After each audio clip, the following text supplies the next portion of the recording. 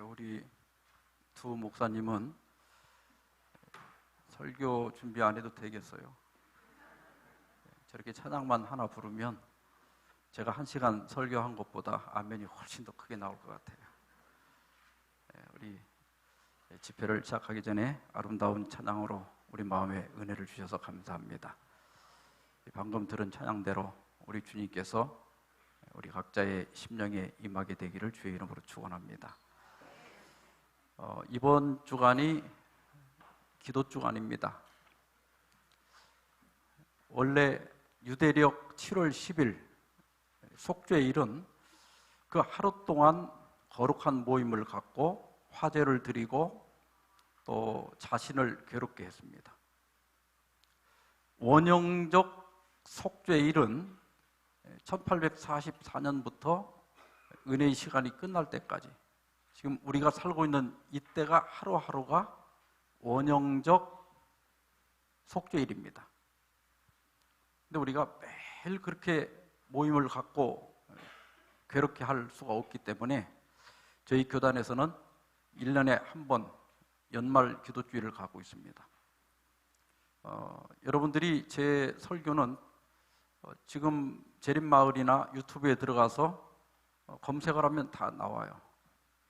그러니까 말씀을 집에서도 들을 수 있지만 우리가 이렇게 모인 것은 기도하기 위해서 모인 것입니다. 그래서 개인 기도 시간에 우리가 그 기도에 진지하게 참여를 하시고 또 그저 매년 하는 행사로 끝내지 마시고 1년을 돌아보면서 혹 부부간에도 또 부모와 자녀 간에도 지난 봄에 한판 싸우고 아직 화해 안 한 게 있으면 내가 이번 연말 기도주일에 이때가 이제 이걸 핑계로 삼는 거예요. 이렇게 안 하면 언제 미안하다는 말 한번 하겠어요. 그러니까 우리가 연말 기도주일에는 서로 그런 걸 푸는 날입니다. 그래서 그때는 미안했다 이렇게 한마디만 하면 다 풀릴 것들이고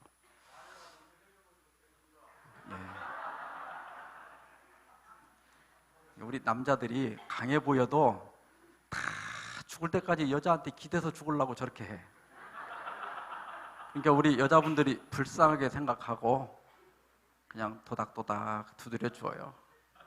이게 남자들이 나이 들면 또 여자가 돼요. 약해지고.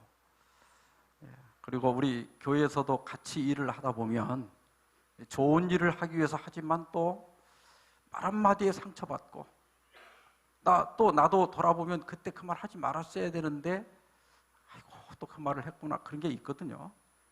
그런 걸 마음에만 담아두지 말고 이런 기간에 우리가 서로 푸는 시간입니다. 그래서 이번 주간이 다 가기 전에 그런 걸 위해서 기도하고 또 교회에 내가 올해 시분을 맡았는데 제대로 못한 것이 있다고 하면 그런 것도 회개하고 또 내가 헌금 정한 것이 있는데 정산 못한 게 있으면 이번 기간에 싹 정리하고 이렇게 하고 나면 유쾌하게 되는 날이 이르리라 그렇게 말씀하셨습니다.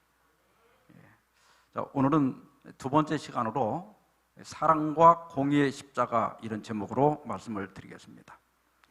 우리 다 같이 로마서 11장 22절을 다 같이 읽겠습니다. 시작. 그러므로 하나님의 인자하심과 준엄하심을 보라. 넘어지는 자들에게는 준엄하심이 있으니 너희가 만일 하나님의 인자하심에 머물러 있으면 그 인자가 너희에게 있으리라. 그렇지 않으면 너도 찍히는 바 되리라. 로버트 슐러 목사님은 미국 최초로 메가처치를 세운 분입니다. 메가처치 하면 우리말로 하면 초대형 교회. 대형 교회라고 하면 정규 출석 교인 수가 2,000명을 넘을 때 대형 교회라 이렇게 얘기합니다. 이분은 한때 현대 교회의 성장 모델을 보여주었다라고 하는 평가를 받았습니다. 이 슐러 목사님의 목회 철학은 한마디로 하면 긍정의 신앙입니다. 긍정의 힘. 인본주의의 바탕을 둔 슐러 목사님의 긍정적 또 적극적 가치관은 이분이 1만 장의 유리로 덮인 저 수정교회를 세우면서 분명히 보여줬습니다. 그래서 이분이 처음에 지은 불가능은 없다라는 책하고 당신도 목회에 성공할 수 있다, 이 두 권의 책은 1970년대 모든 신학생들과 목사님들의 필독서가 되었습니다. 근데 이분이 2007년에 한국교회 초청을 받고 와서 교회 성장학을 강의했는데, 그때 한국교회 목사님들에게 이렇게 가르쳤습니다.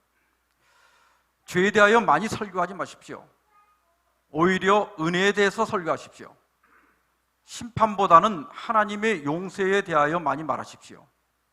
부정적인 것보다는 긍정적인 것을 설교하는 교회가 성장합니다.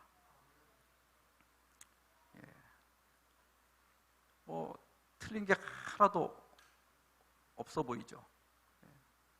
그래서 여기서만 그런 게 아니라 다른 데서도 읽으면 아멘 하는 분들이 계셔요. 근데 사실 이 주장은 기독교 신앙과 복음에 완전히 배치되는 주장입니다. 목사님들이 죄에 대해서 설교하지 않으므로 교인들이 자기 죄를 깨닫지 못한다면 용서가 무슨 필요가 있겠습니까? 만약 하나님의 형벌이 없다면 우리에게 은혜가 무슨 소용이 있겠습니까? 이렇게 반복음적이고 비성경적인 주장을 통해서 교회가 성장한다면 그 교회는 그리스도를 드러내는 대신에 사람을 드러내게 되어 있습니다. 그래서 이 슐러 목사님은 은퇴하시면서 이 교회를 자기 아들에게 세습을 시켰고, 그 다음에 그 딸이 그 교회를 뺏었고, 결국 이 교회가 내분이 일어나면서 파산했어요. 그래서 지금은 천주교회가 되었습니다. 이사야 58장 1절에 보면 크게 외치라, 목소리를 아끼지 말라. 내 목소리를 나팔같이 높여 내 백성에게 그들의 허물을, 야곱의 집에 그들의 죄를 알리라 말씀하셨습니다. 여러분, 교회는 죄를 드러내는 곳이 되어야 합니다. 여러분, 우리가 병원에 가면 자꾸 병을 찾으려고 하지요. 병원에 가면 죄를 덮으려고 합니까? 찾으려고 합니까? 찾으려고 해요. 그래서 뭐 엑스레이를 찍어도 안 되면 또 초음파 검사도 하고 이렇게 가지고 안 보이는 것까지 찾아내려고 그래요. 우리는 밖에서 내가 세상 사람들하고 볼 때는 뭐 괜찮아 보이지만은 교회에 왔을 때는 이 교회 안에서 내가 얼마나 큰 죄인인가를 볼 수 있어야 하는 것입니다. 우리의 죄의 상처가 드러나고 자신의 환부를 볼 수 있어야 합니다. 그래야 십자가를 찾게 되고 십자가를 통한 하나님과의 화목을 갈구하게 되어 있습니다.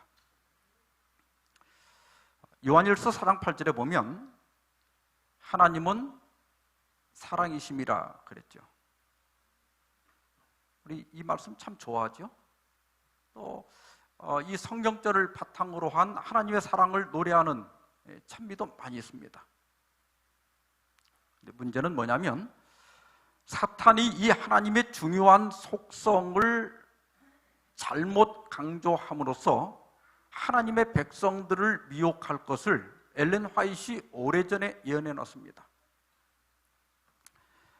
대행투 558페이지 보면 최근에 새로운 형태를 취하고 있는 강신술은, 여러분, 강신술이, 우리나라의 강신술이 가장 잘 나타나는 게 뭐죠? 무당이에요. 그런데 이 강신술이 이전에 비해 묵인할 여지가 보이기는커녕 오히려 더욱 교만해진 기만성으로 그 위험도는 실제로 훨씬 더 높아졌다. 강신술이 이전에는 그리스도와 성경을 부인하였으나 오늘날에는 그 둘을 다 받아들이고 믿노라고 공언한다. 그래서 여러분, 이제는 강신술이 저 산이나 점집에 있는 것이 아니라 교회 안으로 들어와 있는 거예요. 그러나 성경은 거듭나지 아니한 사람들의 마음을 즐겁게 해주는 방식으로 해석되는 한편 그 엄숙하고 요긴한 성경의 진리는 효력을 상실해버렸다.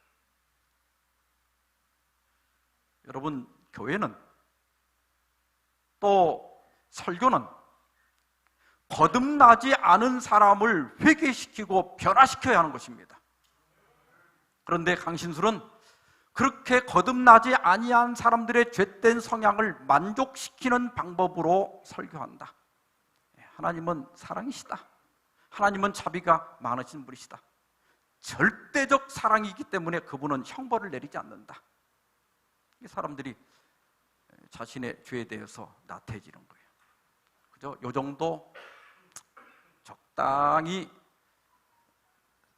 크게는 싸우지 말고 그냥 조금 싸우고 조금 미워하고 조금 나태하게 그냥 요 정도 살고 어떻게 어영부영 하다 보면 구원받을 것이다. 이게 사탄의 속임수예요. 그러면서 이렇게 다음에 얘기합니다. 사랑은 하나님의 중요한 속성이라고 생각되고 있지만 그것은 약한 감상주의로 전락되어 선과 악을 거의 구별하지 못하게 되어 있다. 하나님의 공의, 죄에 대한 하나님의 견책, 거룩한 하나님의 율법의 요구 등이 모두 무시되고 있다. 여러분, 강신수는 이제는 교회 밖에 있는 것이 아니라 이 교회 안으로 들어와 있다는 것이에요. 그래서 죄를 지적하지 아니하고 우리의 환부를 드러내지 아니하고 하나님은 절대적인 사랑의 하나님이시다. 그래서 형벌을 내리지 않는다. 괜찮다. 이건 사탄의 완전한 속임수입니다. 특별히 교회증언 1권 344페이지 보면 강신술의 많은 슬픈 결과들이 이 시대의 목사들에게 임할 것이다. 그 이유는 그들이 진리를 짓밟고 그 대신 꾸민 이야기들을 더 좋아했기 때문이다. 이제는 강신술사들이 무당의 옷을 입고 점집에 앉아 있는 것이 아니라 때로는 목사의 옷을 입고 때로는 장로 집사의 옷을 입고 때로는 건강 강사의 옷을 입고 교회 안에 들어와서 하나님은 사랑이시다. 절대적 사랑이기 때문에 그 하나님은 책망하거나 죄인을 처벌하지 않으신다. 괜찮다. 여러분, 그게 얼핏 듣기에는 우리 마음을 일시적으로 편안하게 하는 것처럼 보이지만 우리가 마주칠 하나님의 심판에 그 심판의 마지막 결정이 내리기 전에 죄의 문제를 전혀 해결하지 않은 채 하나님의 심판정에 서도록 하고자 하는 사단의 속임수라고 하는 사실을 우리가 기억해야 됩니다. 시편 50편 21절에 보면 내가 이 일을 행하여도 내가 잠잠하였더니 네가 그렇게 막 나가도 네가 적당히 살아도 내가 가만히 있었더니 네가 나를 너와 같은 줄로 생각하였도다. 그러나 내가 너를 책망하여 내 죄를 내 목전에 차례로 베풀리라 하시는도다. 여러분, 우리는 듣기 좋은 설교나 내 마음을 평안하게 하는 설교도 우리가 때로 필요하지만 그러나 때때로는 우리의 잘못을 지적하고 나의 부족을 보게 하고 내가 하나님 앞에 어떤 문제가 있는지를 밝히 드러내는 설교에도 귀를 기울여야 하는 거예요. 그래서 우리가 성경과 예언의 신의 기별을 굳게 붙잡아야 합니다. 저는 하나님께서 이번 연말 기도주일을 맞이해서 우리의 눈앞에 우리가 아침에 눈을 떠서 저녁 잠들 때까지 하나님께서 우리의 죄악을 낱낱이 우리 앞에 베풀어 주심으로써 그 죄를 회개하고 정결케 되고 유쾌하게 되는 경험을 이 한 주간 갖게 되기를 주의 이름으로 축원합니다. 하나님은 사랑의 하나님이신가 공의의 하나님이신가? 물론 사랑의 하나님이시죠. 그런데 사랑의 하나님도 진노하십니까? 근데 우리는 보통 사랑의 하나님은 진노하지 않는다 이렇게 생각하지만 구약에 보면 백성이 여호와의 들으시기에 악한 말로 원망하매 여호와께서 들으시고 어떻게 하셨다고 그랬어요? 진노하셨다. 민수기 11장 1절.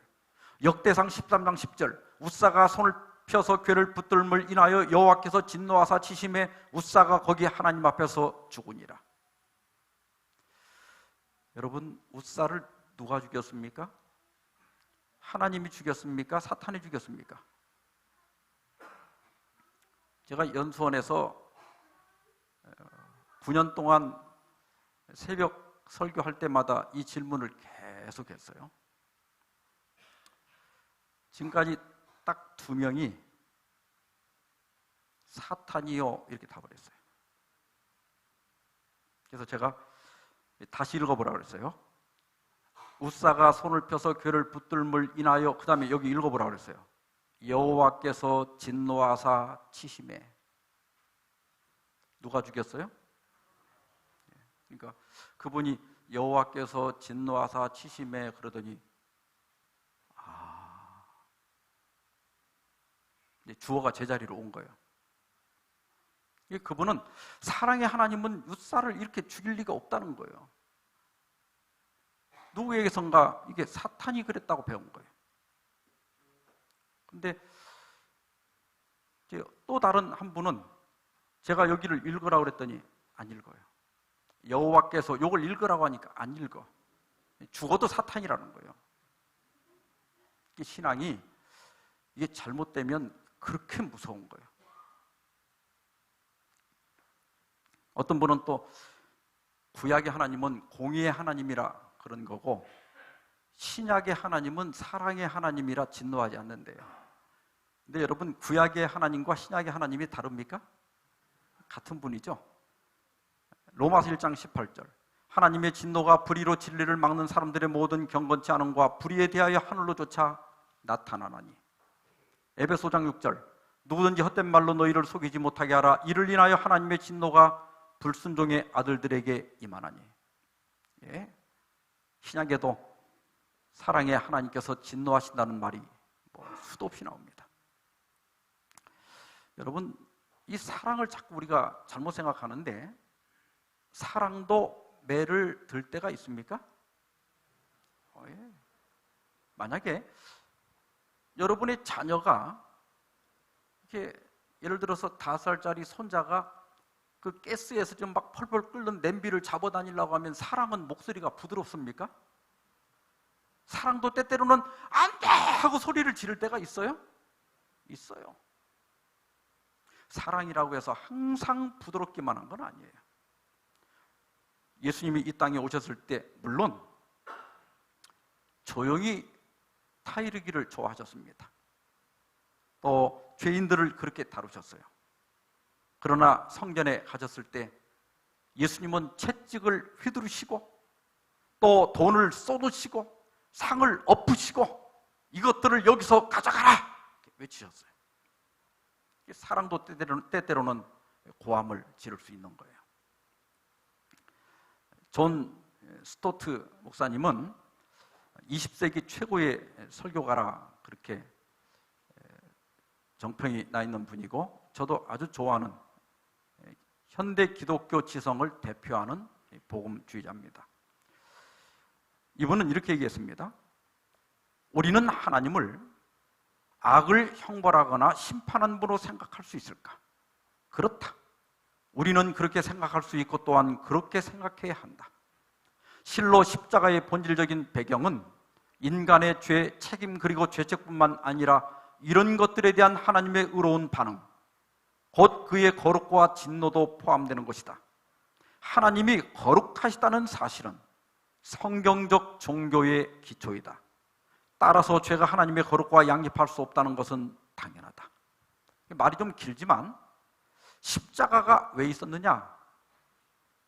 물론 우리 죄 때문이죠. 그러나 더 본질적인 배경이 있다는 거예요. 이걸 이렇게 그림으로 표시하면 왜 예수님이 십자가에 달릴 수밖에 없었느냐? 그것은 하나님께서 거룩하시기 때문이다. 여러분, 거룩의 뜻이 뭐죠? 여기도 보니까 우리 연수원의 그 표하고 똑같아요. 우리 연수원은 예수의 마음을 품어라, 여기는 품자 이렇게 되어 있어요. 맨 앞에가 성결이죠. 저 성결이 내내 똑같은 카도시, 헬라어는 하기오스, 거룩이란 뜻이에요. 그런데 원래 하기오스라고 하는 말, 카도시라고 하는 말은 구별하다 이런 뜻이에요. 구별하다. 안식일이 왜 거룩하지요? 다른 6일과 구별된 날이니까. 그러면 하나님은 무엇으로부터 구별된 분인가? 무엇과는 절대로 섞일 수 없는가? 무엇과는 절대로 같이 살 수 없는가? 그것은 죄와는 구별된 분이다. 하나님은 절대로 죄를 용납할 수 없는 분이시다. 그래서 죄가 발생하면 하나님의 거룩한 그분의 본성이 죄에 대하여 진노하신다는 거예요. 이게 이분의 품성입니다.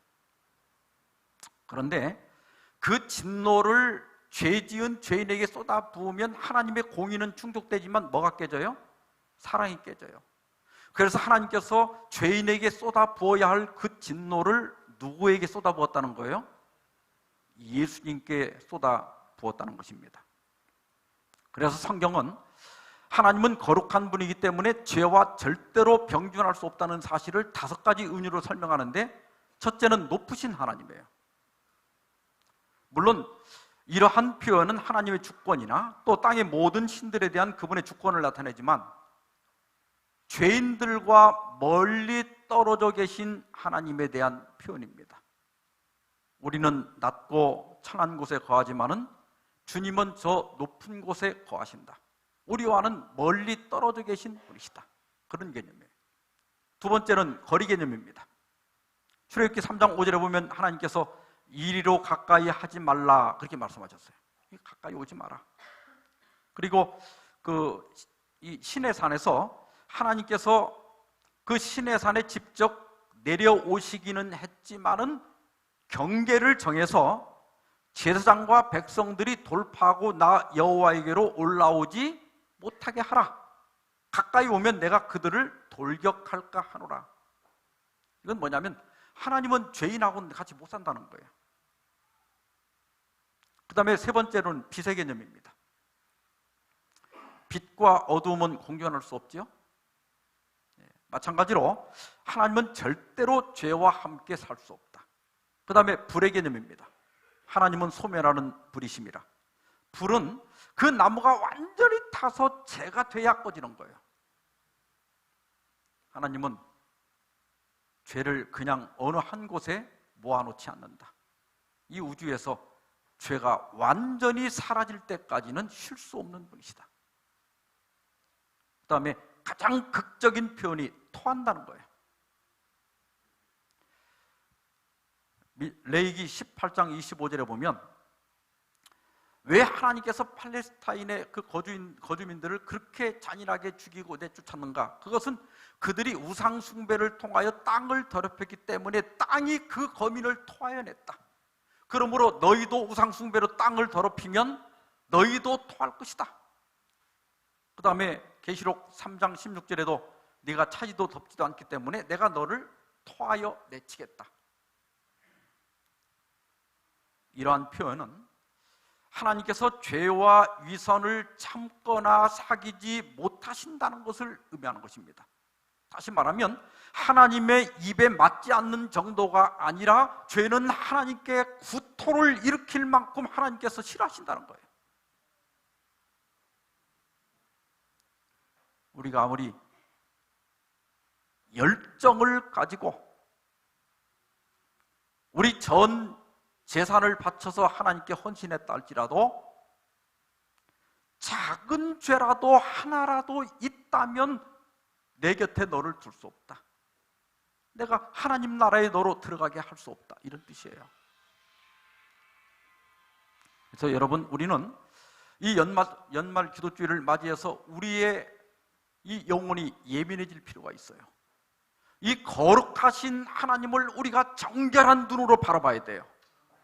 그리고 나에게 조금이라도 이 하나님께 가까이 나가는데 걸릴 게 있다면 그것을 제거하고 해결하고 버려야 합니다. 그래서 우리가 연말 기도주의를 갖는 거예요. 그래서 우리가 처음에 읽은 말씀입니다. 그러므로 하나님의 인자하심과 준엄하심을 보라. 흠정역 성경에 보면 선하심과 엄하심을 보라. 이 두 가지를 균형지게 볼 때 그 영혼이 가장 건강해지는 거예요. 우리 옛날에도 엄부 자친이라 그랬죠? 좀 아버지는 좀 엄하고 어머니는 자유롭고 그런 가정에서 자랄 때 아이가 가장 건강해진다. 그러니까 보통 우리가 이제 애기들 이쁘다고 막 무조건 그냥 오냐 오냐 해서 키우면 집에서 오냐 오냐 하면 밖에 나가면 남들은 다 싫다고 그래요. 그게 진짜 아이를 사랑하는 게 아니에요. 그렇게 되면 자기밖에 모르고 버릇도 없어지고 그래서 친구들한테도 왕따 당하고 다른 사람들한테도 다 미움받는 거예요. 이게 적당히 통제도 있고 적당히 사랑도 받아야 돼요. 하나님의 품성에도 선하심과 엄하심이 있는 거예요. 그래서 우리가 우리의 죄에 대해서는 엄하심을 바라보고 그 엄하심에서 우리가 좌절할 때 즉시로 눈을 들려서 또 선하심을 봐야 돼요. 또 그냥 우리가 좀 뭔가 좀 마음이 교만해지고 뭔가 나태해지면 그 선하심에서 빨리 눈을 돌려서 또 엄하심을 봐야 돼요. 그래야 우리 신앙이 건강해질 수 있습니다. 하나님은 사랑이시다. 성경의 진리입니다. 그러나 하나님의 사랑만을 보고 하나님의 공의를 보지 않는다면 신앙이 삐뚤어져요. 우리는 하나님의 인자심도 보아야 하지만 준엄하심도 봐야 합니다. 우리는 죄를 미워하시고 죄를 역겨워하시고 그 죄에 대하여 분노하시고 죄와 절대로 타협하지 아니하시는 성경의 계시를 굳게 붙잡아야 합니다.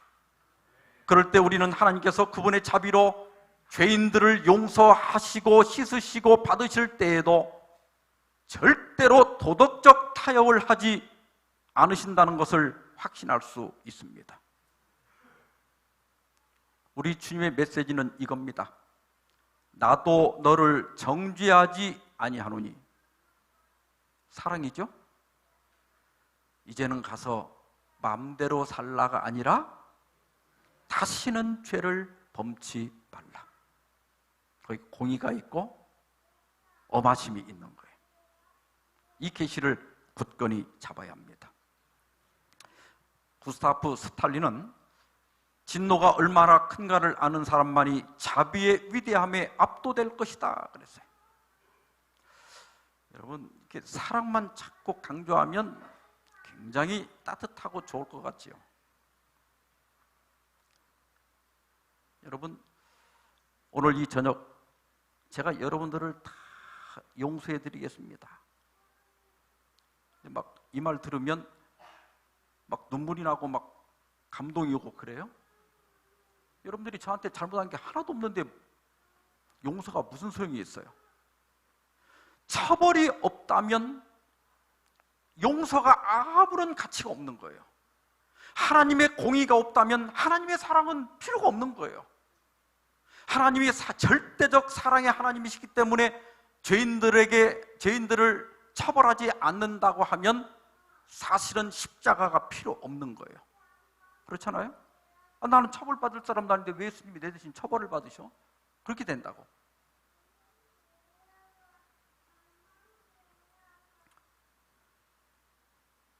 죄가 사랑의 하나님께서 처벌할 필요가 없는 별것이 아닌 것이라면 십자가는 불필요한 것이 됩니다.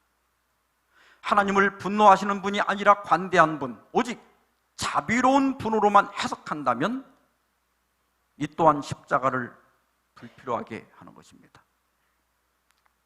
우리는 그동안 하나님의 사랑을 많이 보았지만 연말 기도주의를 맞이해서 이제 우리의 시선을 하나님의 공의에, 그분의 엄하심에 우리 시선을 고정시키고 나에게 티끌만한 죄라도 있는지 우리 자신을 돌아보는 시간을 가져야 할 때입니다. 피상적으로 보면 용서보다도 더 간단한 것이 없지만 만약 우리가 깊이 들여다보면 그것보다 더 신비스럽고 더 어려운 것은 없다. 우리는 용서를 자판기에다가 돈을 넣고 단추를 누르면 캔이 나오는 것처럼 그냥 회개하면 용서가 이렇게 나오는 줄로 생각을 해요. 네, 여러분, 이 용서라는 게 그렇게 쉬운 게 아니에요. 우리가 하나님의 거룩한 본성을 생각한다면 거룩하신 하나님께서 죄인들을 사랑하지 않는 것이 이상한 것이 아니라 그렇게 거룩하신 하나님이 도대체 어떻게 죄인들을 받아주시고 그 죄인들을 사랑하시는지 그게 이상한 거라 이 말이에요. 그래서 하나님께서 죄인들을 씻으시고 그를 받아주시고 사랑하시기 위해서는 스스로가 자기를 만족시킬 필요가 있었다. 이 신학 용어예요. God's self-satisfaction, 하나님의 자기 만족. 다시 말하면 하나님께서 자기의 공의를 스스로가 만족시켜야만 했다는 거예요.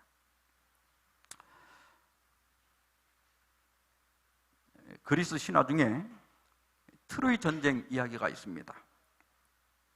트로이 왕자 파리스가 스파르타 왕 메넬라우스의 왕비 헬레네를 가로채가지고 트로이로 도망을 갑니다.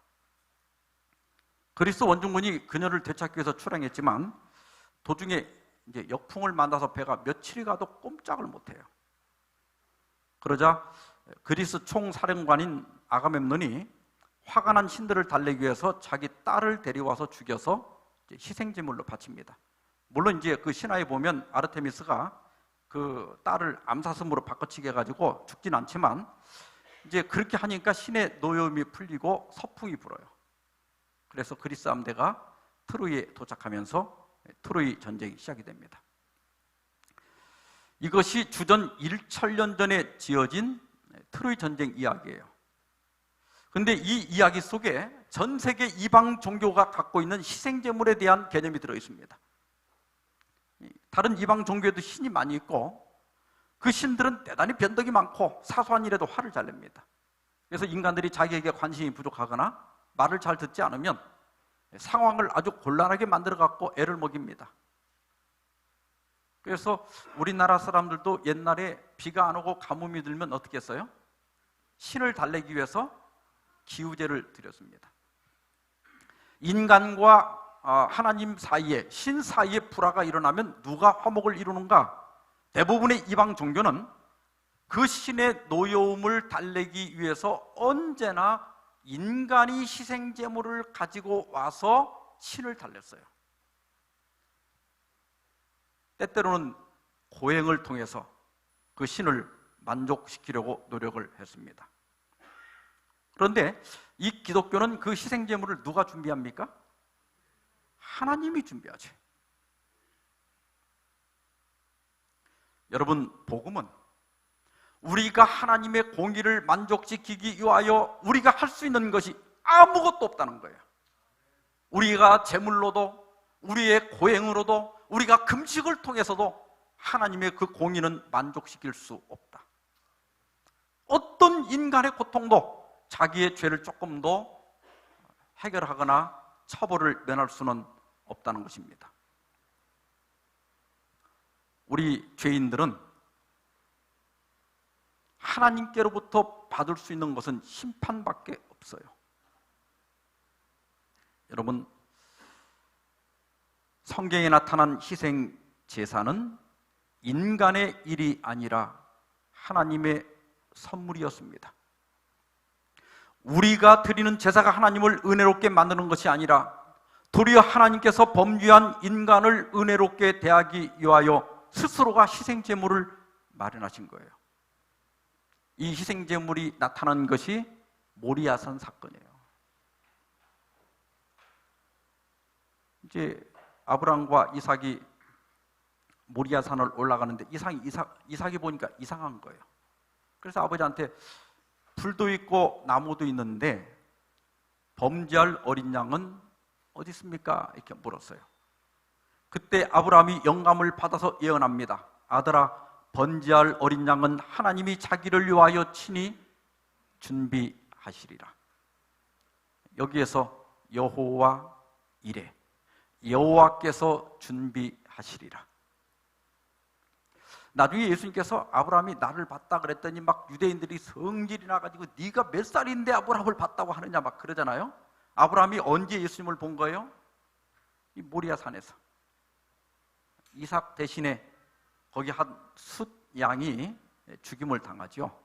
여기서 예수님을 본 거예요. 이 똑같은 말을 사도 요한은 사랑은 여기 있으니 우리가 하나님을 사랑한 것이 아니요 오직 하나님이 우리를 사랑하사 우리 죄를 위하여 화목제로 그 아들을 보내셨음이니라. 우리가 하나님을 사랑한 것이 아니라 오직 하나님이 우리를 사랑하셨어요. 우리가 아직 하나님을 모를 때, 우리가 아직 하나님과 원수되었을 때, 우리가 아직 죄 중에 있을 때 하나님께서 먼저 손을 내민 것이 바로 십자가입니다. 그러므로 여러분, 교회에 매달려 있는 저 십자가는 단순한 교회라는 표시가 아니라 나는 십자가에서 내 죄값을 받았다. 네가 어떤 죄를 지었던 그 죄는 나와 상관이 없다. 나는 그 죄값을 이미 다 받았다. 나는 이미 너와 화목했다. 나는 네 죄에 대해서 어떠한 감정도 없다. 어떠한 미움도 없다. 어떠한 원망도 없다. 그저 있는 그대로 나에게 와서 내 손을 붙잡고 나와 화목하자. 나를 두려워하지 말아라. 그렇게 내민 하나님의 손이 바로 십자가입니다. 그래서 로마 3장 26절에 곧 이때 자기의 의로우심을 나타내사, 이 말이 뭐냐면 예수님의 대속을 통하여 하나님이 자기를 만족시킴으로써 자기의 공의를 만족시키사 자기도 의로우시며 또한 예수 믿는 자를 의롭다 하려 하심이라. 십자가에서 하나님의 공의가 완전하게 만족시켰기 때문에 이제는 하나님께서 죄인을 용납하시고 용서하시고 사랑하신다 할지라도 하나님의 공의가 전혀 손상되지 아니하고 하나님도 의로워질 수 있게 됐다, 이 말입니다.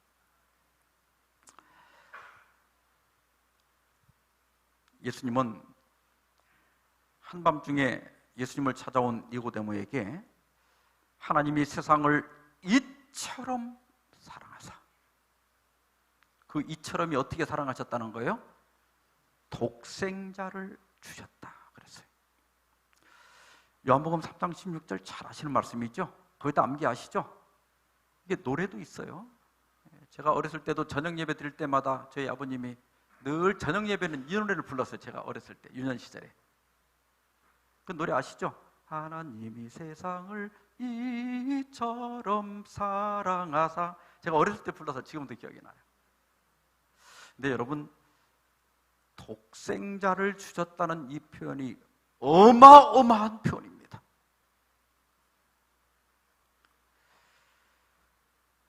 심리학자 홈즈와 라헤가 질병으로 이어지는 그 인간이 받는 스트레스 43가지를 정해가지고 척도를 정했어요.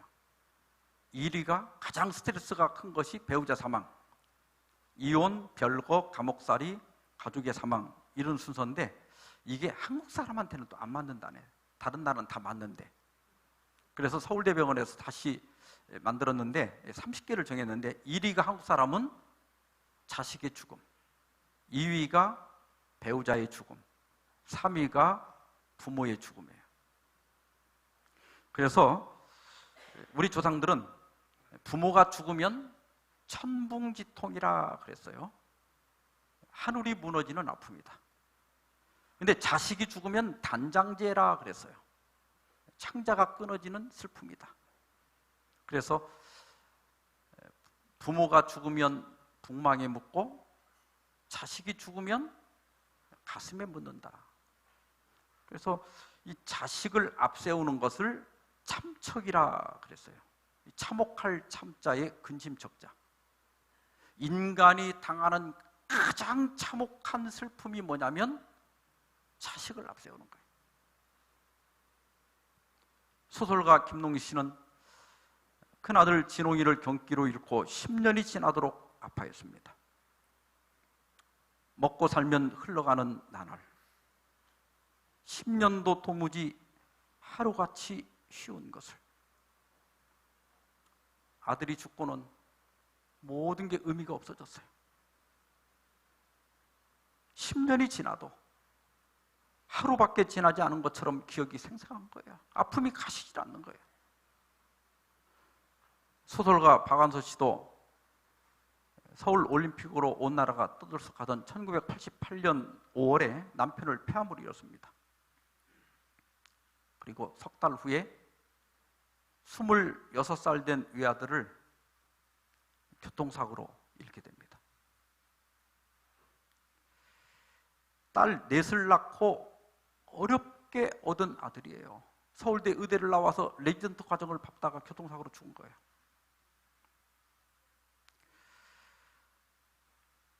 박완서 씨는 부산 수녀원에 들어가서 20날이 넘도록 하나님이 살아계신다면 이 고통을 왜 당해야 하는지 한 말씀만, 나의 이 간절한 질문에 한 말씀만 해달라고 하나님께 쫄랐어요.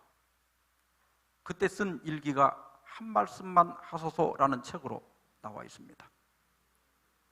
여러분, 자식을 잃는 것은 전 생애를 잃는 거예요. 그래서 엘렌 화이트는 정로의 계단 21페이지에서 그는 당신의 아들을 주심으로써 온 하늘을 선물로 우리에게 주셨다, 이렇게 얘기했어요. 여러분, 우리 하나님 아버지께서 독생자를 주신 것은 결코 자동으로 되는 게 아니에요. 줄만 해서 준 게 아니에요. 당연히 준 거 아니에요. 우리가 그 하나님의 희생의 가치가 얼마나 컸는가를 깨닫게 하기 위하여 독생자를 주셨으니, 이렇게 얘기한 거예요. 나 한 사람을 살리기 위해서 먼지만도 못한 나 하나를 위하여 하나님이 치르신 그 희생은 전 하늘을 주신 어마어마한 희생이었어요. 그 하나님이 사랑이 오늘 우리를 오라고 부르고 계신 것입니다. 자기 아들을 아끼지 아니하시고 우리 모든 사람을 위하여 내어주신 이가 어찌 그 아들과 함께 모든 것을 우리에게 은사로 주지 아니하시겠느냐. 그래서 우리가 하나님 앞에 나아갈 때 주저할 필요가 없습니다. 두려워할 필요가 없습니다. 의심할 필요가 없습니다. 우리가 구하는 것을 주실 것입니다. 우리의 모든 죄를 기쁨으로 사하실 거예요. 하나님은 우리를 어떻게든지 구원하시려고 하는 분입니다. 우리가 다 구원에 이르기를 원하신다, 그렇게 말씀하셨어요.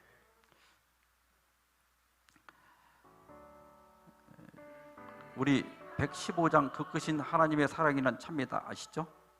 이 찬미는 미국의 프레드릭 레만이라고 하는 목사님이 어느 날 그 아내가 도시락을 싸줬는데 도시락을 먹으려고 이렇게 그 도시락을 싼 신문을 이렇게 벗기니까 그 신문에 마침 유대교 찬양시 하다무트라고 하는 찬양시가 적혀 있는 거예요. 너무 감동해서 그 자리에 앉아서 레몬 상자에 걸터 앉아서 몽땅 연필로 작곡을 한 것이 그 크신 하나님의 사랑입니다. 그 크신 하나님의 사랑 말로 다 형용 못하네. 저 높고 높은 별을 넘어 이 낮고 낮은 땅 위에 죄지은 영혼 구하러 그 아들 보내사 화목제 삼아 주셔서 죄 용서하시네. 3절에 저 바닷물을 먹물 삼고 하늘을 두루마리로 하나님 사랑 기록해도 다 묘사할 수 없겠네. 하나님 크신 사랑을 그 어찌 탔을까. 저 높은 하늘이라도 감당치 못하리. 그 크신 하나님의 사랑 다 측량 못하며 영원히 변치 않는 사랑 성도여 찬양하세. 이제 우리가 기도할 시간이 되었습니다. 오늘 이 시간에 나 같은 죄인을 위하여 독생자 예수님을 보내주신 하나님의 사랑과 희생에 감사하는 시간을 가집시다. 그리고 지난 한 해 동안 혹 하나님의 선하심을 오해해서 방종한 일이 있다면 회개하는 기도를 주님께 드립시다. 그래서 이따 기도할 때 뭐 한 달도 괜찮고 1년도 괜찮고 이렇게 쭉 한번 좀 올 한 해를 더듬어 보면서 마음속에 혹 내가 방종한 것이나 또 내가 죄 지은 것이나 나태한 것이 있다면 그런 것들을 회개하는 시간을 가졌으면 좋겠습니다.